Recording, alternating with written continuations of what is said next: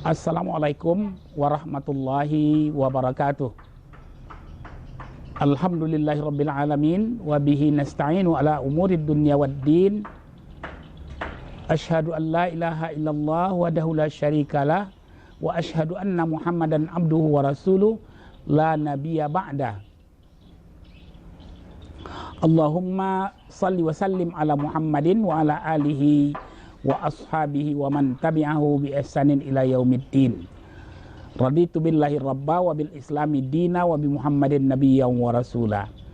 Pada kesempatan ini kita akan berbicara tentang Ramadan Syahrut Tarbiyah.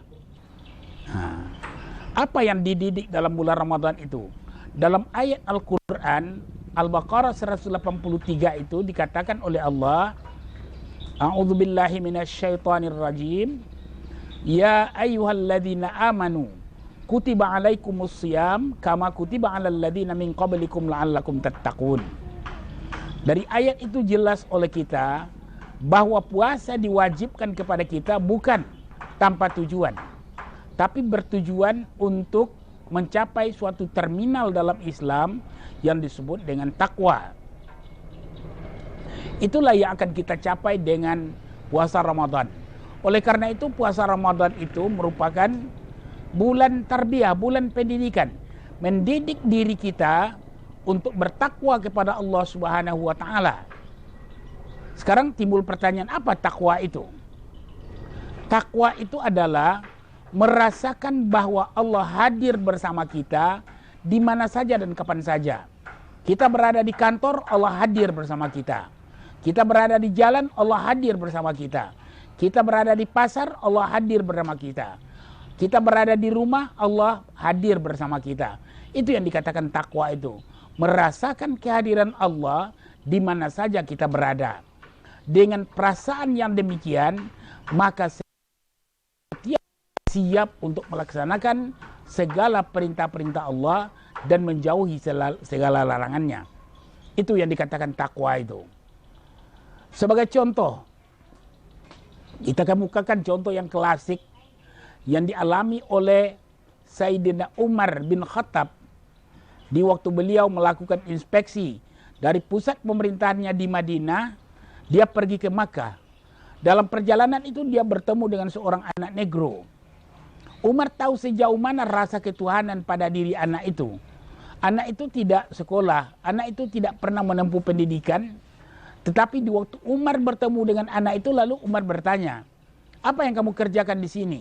Anak itu mengatakan, saya sedang menggembalakan kambing. Mau kamu menjual kambing kamu 1 ekor kepada saya? Sebutkan harganya, akan saya bayar. Berapa saja yang kamu katakan? Anak itu menjawab, tidak. Saya ini seorang budak.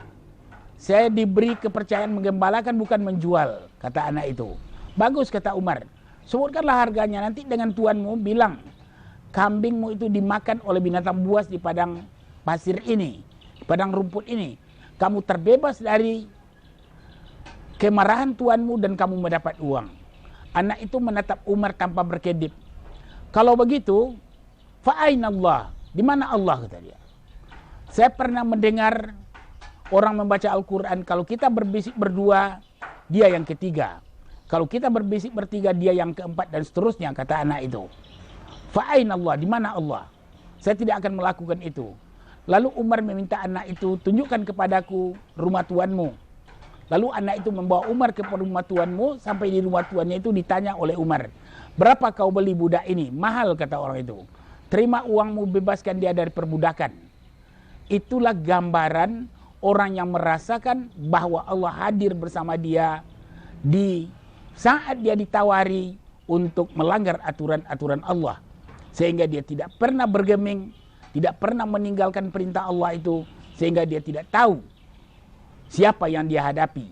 Dan kepada Umar, dia menatap Umar tanpa berkedip dan mengatakan ucapan itu, fa'ainallah, di mana Allah? Itu yang namanya rasa ketuhanan. Dan inilah sebenarnya yang dididik dengan puasa.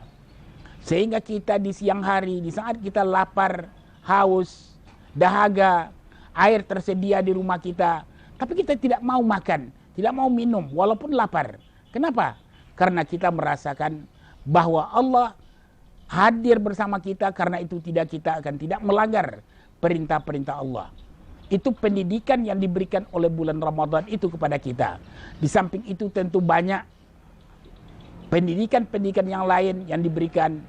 Bagaimana hidup bersama, saling bantu-membantu, saling tolong-menolong. Itu juga dididikkan oleh puasa Ramadan itu. Jadi takwa itu sendiri adalah sesuatu yang merupakan terminal dari perjuangan kita untuk mencapai ketakwaan itu. Oleh karena itu kalau kita bertakwa, Allah katakan, "Man yattaqillaha yaj'al lahu makhraja wa yarzuqhu min haitsu la yahtasib."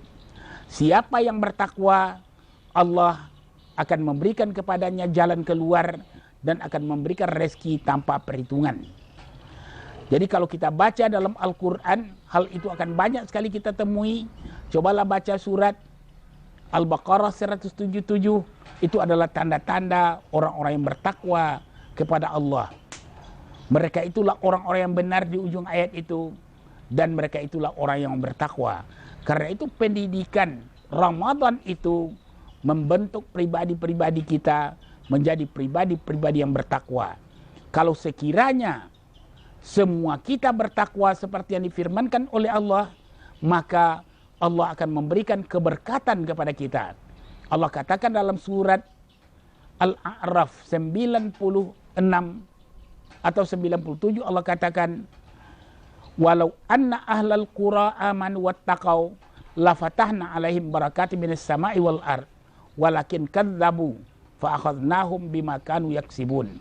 Kalau penduduk negeri-negeri itu beriman dan bertakwa, Allah amanu wattaqau, Allah akan membukakan untuk mereka keberkatan dari langit dan dari bumi. Walakin kadzabu, tetapi mereka mendustakan, mereka tidak percaya itu, maka akibatnya fa akhadnahum bima kanu yaksibun. Kami akan menyiksa mereka dengan usaha yang mereka kerjakan. Oleh karena itu puasa itu memang mendidik kita menjadi orang-orang yang bertakwa.